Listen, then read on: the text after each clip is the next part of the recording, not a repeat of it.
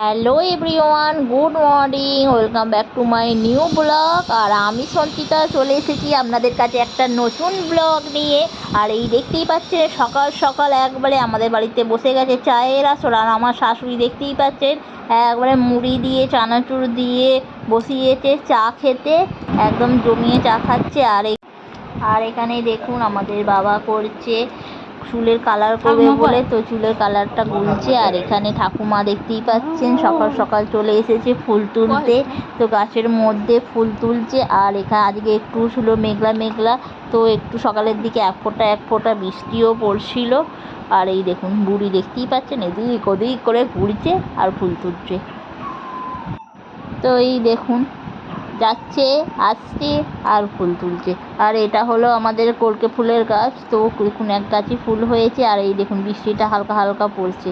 আর ওদিকে ফুলটা তুলছে, সাদা সাদা সব ফুল তোলা হয়ে গেছে, তো সমস্ত ফুল তুলে তারপরেই উঠবে, মানে গাছে যত ফুল থাকবে পুরো সব তুলে নেবে।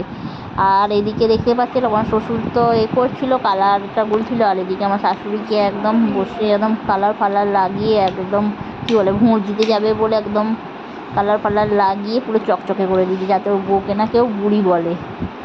তো এদিকে সমস্ত সকালের কাজকর্ম শেষ হয়ে গেছে। আর এদিকে দেখুন ঠাকুমা আমাদের বাবা আনাজ কাটতে বসে গেছে, সব কিছু কেটে রেডি করে দিচ্ছে। আর আমি এদিকে রান্না করব বলে সমস্ত কিছু নিয়ে চলে যাচ্ছি। তো আজ বানাবো একটু চিকেন। আর চিকেন বানাবার জন্য ওখানে পেঁয়াজ আলু ফালু সব কেটে দিচ্ছি। আর আমি চলে এলাম রান্নাঘরের দিকে। আর এখানে কড়ার মধ্যে আমি দিয়ে দিয়েছি তেল, তো ভাজবো আমি পাট শাক।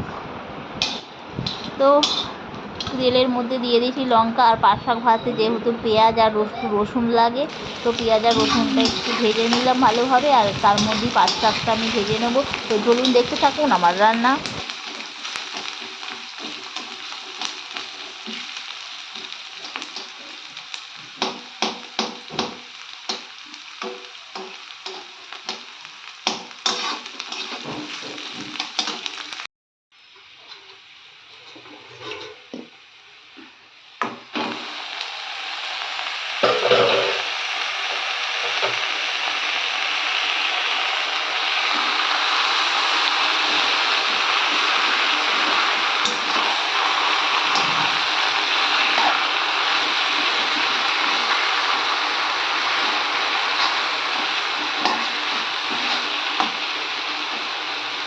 তো এই দেখুন আমি পাট শাকটা দিয়ে দিয়েছি। আর পাট শাকটা দিয়ে ভালোভাবে নেড়ে চুড়ে আমি পাট শাকটা ভেজে নেব। তো আমার পাট শাক ভাজাটা এদিকে করতে দিয়েছি। আর এদিকে আমি মুড়িটা খেয়ে নিচ্ছিলাম, তো তার মধ্যেই মুড়ি খাওয়া আমার শেষ হয়ে গেছে। আর আমি এখানে মাংসটা ধোয়া হয়ে গেছিলো, আর আমি এখানে একটু ম্যারিনেট করে নেবো।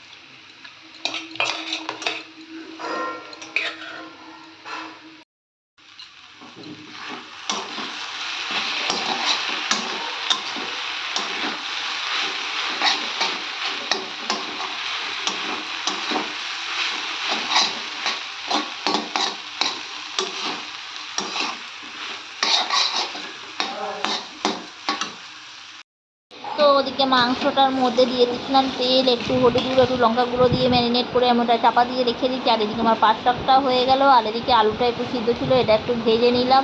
তো এটা মাংসে দেবো বলে একটু আলুটা ভাজা থাকলে বেশ ভালোই খেতে লাগে।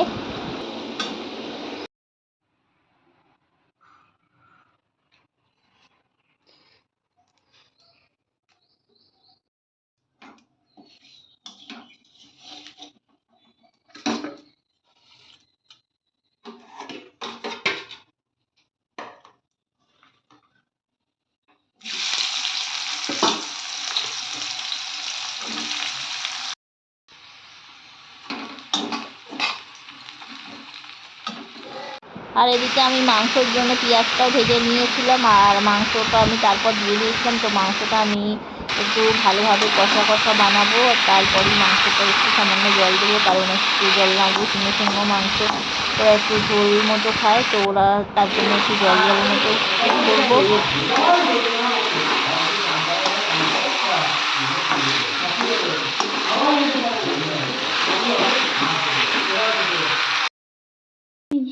তো এদিকে আমার মাংসটা কষা হয়ে গেছে, আর ওদিকে কষা হয়ে যাওয়ার পর তো আমি একটু কষা রেখে দিয়েছি, আর একটু সামান্য জল দিয়ে দিয়েছি। মাংসটা একটু সামান্য জল দিয়ে আমি একটু ঝোল করে নিলাম, আর শেষের দিকে তারপর একটু ভাত চাপিয়ে দিলাম। তো বন্ধুরা, আমার ভিডিওটি কেমন লাগলো? ভিডিওটি ভালো লাগলে লাইক করবেন, শেয়ার করবেন, কমেন্ট করবেন। দেখা হবে next video. Tata, bye bye.